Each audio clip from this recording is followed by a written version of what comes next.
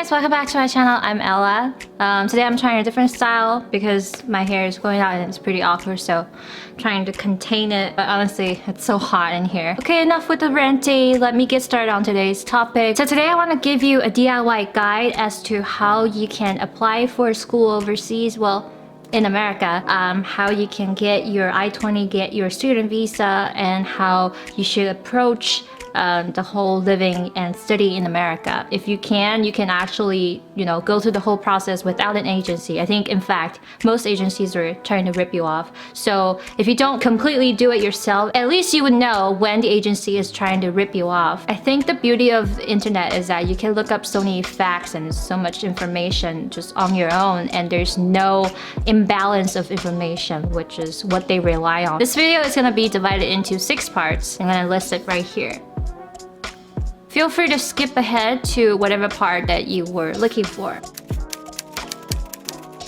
There are actually a few websites that you can go to and check out what schools work for you, what requirements you need, and then through there you can actually go into the university or the high school official website and you can look up their dates, what actual materials you need. This is also the part where you need different test results. This is where you need to write essays. Everything else after that is just basic logistics, like when to go to the embassy and what bank statements you need and blah blah blah. I think with most universities and most high schools, you only need to have your transcript and some kind of personal statement, personal essay. Sometimes you need letters of recommendation depending on your major, depending on if you're getting a bachelor's degree or a master's degree. There are different tests involved. I think generally all levels require a TOEFL test or an IELTS test, excluding maybe high school students. And I think it's also important to research different options,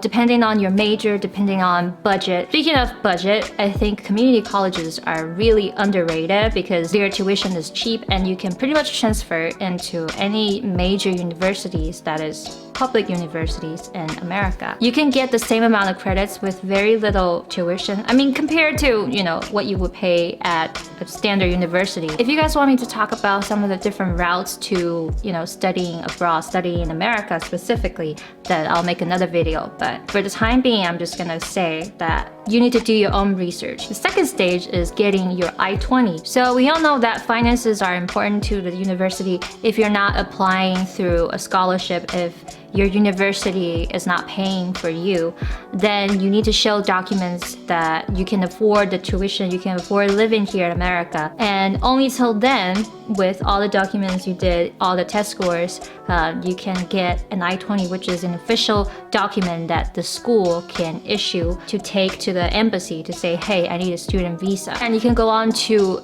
the embassy's website and look for an embassy that's closest to you and set up an appointment for your student visa. I should let you know that all these visas are approved through face-to-face interviews, so they really don't ask you that many questions. If you're confident, if you dress properly, if you dress appropriately, if you show that you have all your documents, then it's still very likely for you to pass. Before we get into the second part, let's talk about some of the fees and tuition and hidden costs that you might not be aware of. First big expense is textbooks. So American textbooks are really, really expensive. I would say once you get there, you'll have to figure out how to get a cheaper version of it. Either go through Amazon.com or try to ask around. If you're not staying with a host family or in a dorm, you really have to pay everything yourself. You have to get your own room, you have to get your furniture, you have to pay for your own utilities, and sometimes you have to pay deposit if you want to rent.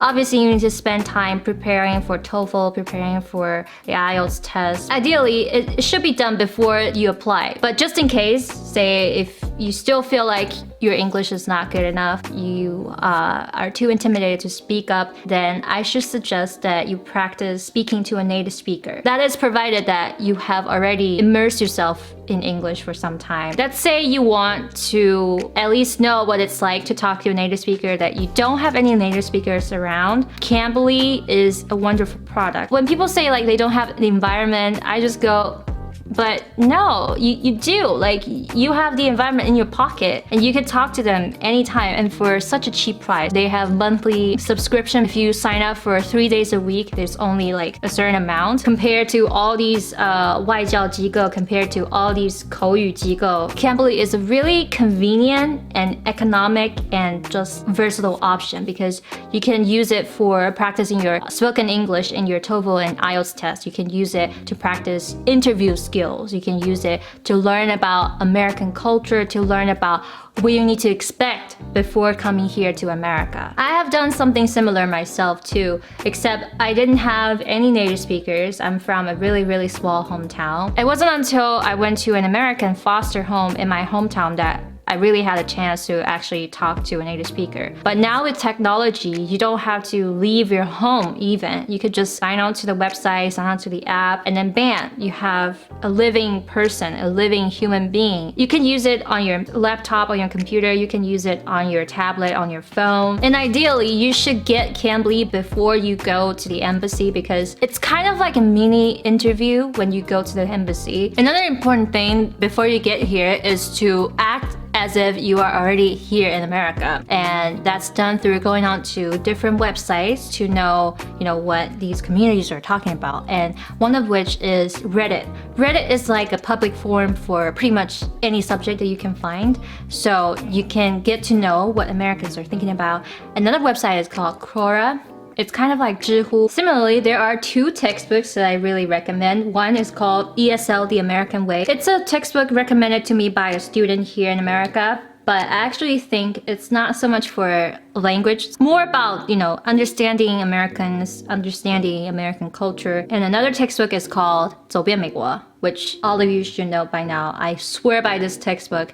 I have learned so much from this textbook. You can also go check out different sitcoms, Modern Family, Friends. These are very good language learning materials as well as cultural learning materials. Although I do think when you watch too much TV, you get sidetracked. Sometimes you think you're learning, but you're really not.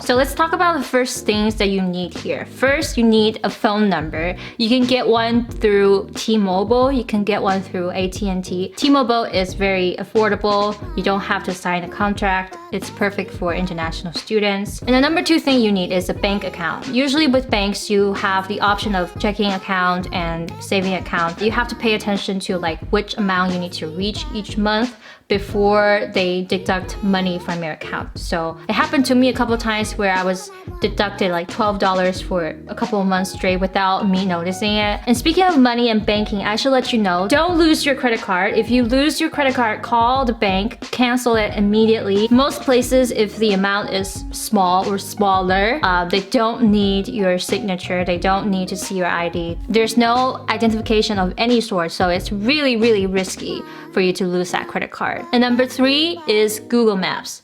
You have to get a phone that can use Google Maps. When you get here, if you can't use Google Maps, you can't go anywhere. I mean, it's fairly obvious, right? This part is going to be divided into transportation, accommodations, communications, and others. If you live in places like California where it's pretty much spread out, then you need to get a car. And you don't always have to go get a new car. You can get one on Craigslist, except you have to be very knowledgeable because people could just post anything on it. So you really have to at least get a person that knows about cars. If you're not sure, then I would suggest to go to a dealer. And you don't have to buy a brand new car here. You want to make sure that the car is clean, it's safe, it's never had an accident, it doesn't need more maintenance. You don't have that time. And if you live in places like New York where it's pretty concentrated, public transportation is pretty good, I suggest you get a bus pass or some kind of a subway pass, and you can look it up on their city's official website. Or you can go to a bus station. There's usually a sign as to how you can buy a pass. And the third one is Uber. Uber is so important. You could pretty much go anywhere if you have Uber on your phone. And now with Uber Pool, it's really affordable and convenient. If you're not living in dorms, if you're not living with a homestay, you can go look for a room or a whole apartment. Or you can ask around, you can go check out your campus and see if anyone posted an ad looking for roommates. And number 2, how to send letters and ship stuff to your family. So first thing first, you have to know how to write your address.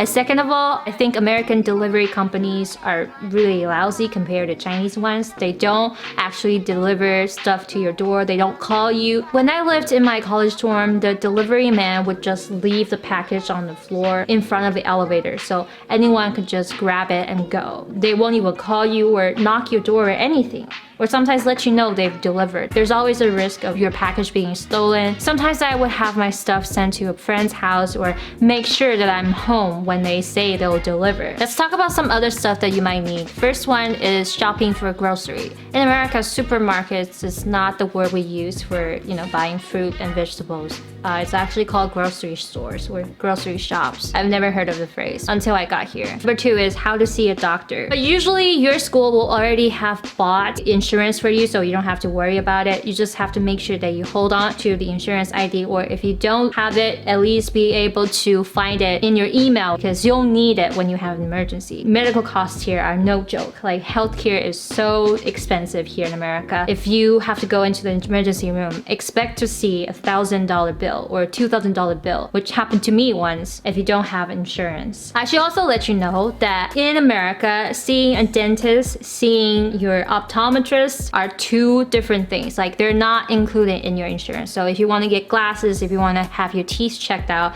which I think happen more than going to see a doctor. In addition to your health insurance, your just normal health insurance, get an insurance for your teeth. When you need to see a dentist, it'll come in handy. Next point is about how to get cheap stuff. In America, there are a lot of outlet malls where they sell discounted designer brands. I think a lot of people actually come here just to buy stuff, but I'm talking about ordinary, normal stuff, everyday stuff like pots and pans and, spatulas and blankets and things like that. You can actually go through Walmart or TJ Maxx or Ross for Less or any thrift stores in America.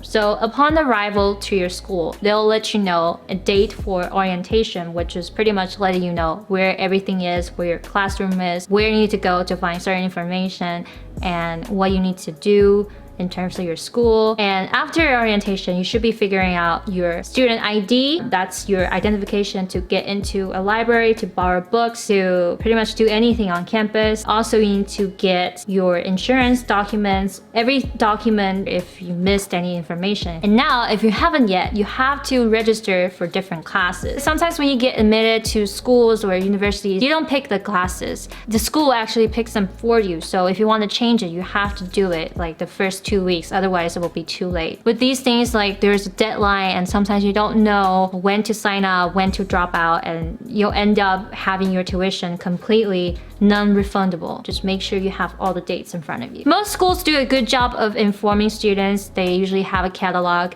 They tell you when you need to do what, so I'm just reminding you. There are two places that you need to pay attention to while you're on campus. Number one is international student. Number two is transfer center. Well, actually, I think for international students, they are just in one building, in the same office. International Student Center is where you go for pretty much all your problems, your dorms, your roommates, your transfer requirements. Your counselor will also be in Student Center.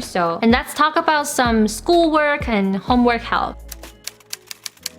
First, let's talk about some websites that might help you. Number one is ratemyprofessor.com. This is a wonderful website because you'll know, are they a good professor, are they not? If it's easy to get an A in this class, so you'll have a better time getting a straight A. Number two is Sparknotes. So this is a website for study guide. If you are assigned to read a novel and you don't have time to read the whole thing, then you can go on Sparknotes to look for a plot, look for, the general idea of the novel. So I think this is a wonderful time saver. Number three, thesaurus.com and dictionary.com. I actually recommend Lowman Dictionary, but I understand if you don't have it on you, you don't have the app, you don't have the software on your computer, then you can always go on these websites, which are a little bit more convenient and free. There's no hassle. Thesaurus.com is like a dictionary for synonyms. If you're writing an essay, for instance, you don't have to always use just the same word over and over again, then you can use thesaurus.com. Number four is Grammarly. Grammarly is a plugin that you can download onto your computer or your browser, which which will tell you when you made grammar mistakes. And I've only discovered this next one recently. It's called Ludwig.guru. It is a search engine for expressions. So sometimes when you're not sure if your phrase is correct or not, is authentic or not, it will tell you when this phrase is used, where this phrase is used, or if it's correct at all. The next one, I actually don't know how to pronounce it, but I'm just gonna leave it right here. This is a tool that you can use to write your essay. So in universities, you have to write down a lot of 15-page essays, and it's intimidating and sometimes you don't know where to start. So reading this, although you can't plagiarize, but it gives you an idea as to like how you can approach such a massive written material. And the final ones were all online lessons, online courses for different subjects. You can learn how to code, you can learn how to draw, you can learn how to make clothes. It's not just for university students, although if you sign up for courses like coding or computer science, it might be good to have outside help. Don't go to downtown at night. So unlike China, downtowns here in America, well, in most cities are very sketchy. There's a lot of violence at night, so I try to avoid it. If you have to go, at least get someone to go with you. But generally speaking, don't go to downtowns. Number 2 is don't answer any phone calls that you don't recognize. There's a lot of scam calls, especially in Los Angeles for some reason, because it's a really highly populated city. Sometimes I get phone calls that are in Chinese, so my own people are trying to rip me off. I have a friend who has been scammed for, I don't know, $12,000 or something like that. They usually operate under the disguise of, oh, I work for an embassy, or oh, I work for DHL. Try to avoid them at all costs. You know, if they're really looking for you, they'll probably call you a couple of times. Finally, number 3, no speeding when you're driving. This one should sound obvious, but sometimes people misidentify the speed that they're driving in, or that they simply misunderstood the speed on the dashboard. I have a friend who actually thought 60 meant 60 kilometers when actually it's more like 90. So he was driving at 90 miles, or sometimes I think 100 miles per hour. And obviously he got pulled over by a cop. If you do get pulled over, you'll pay a speeding ticket for up to $300 or even more. There you guys go. I hope you guys don't get ripped off. At least do your own research before you go into an agency. And I hope that some of the tips as regards to what you should do after you come here could make your life here in America a little easier. I know it's hard out here. We need to come together and create a community where we can help out each other. I hope this video will help others to do the same, to share their experience, to share some life hacks. I hope I did a good job, and I'll see you next time. Bye.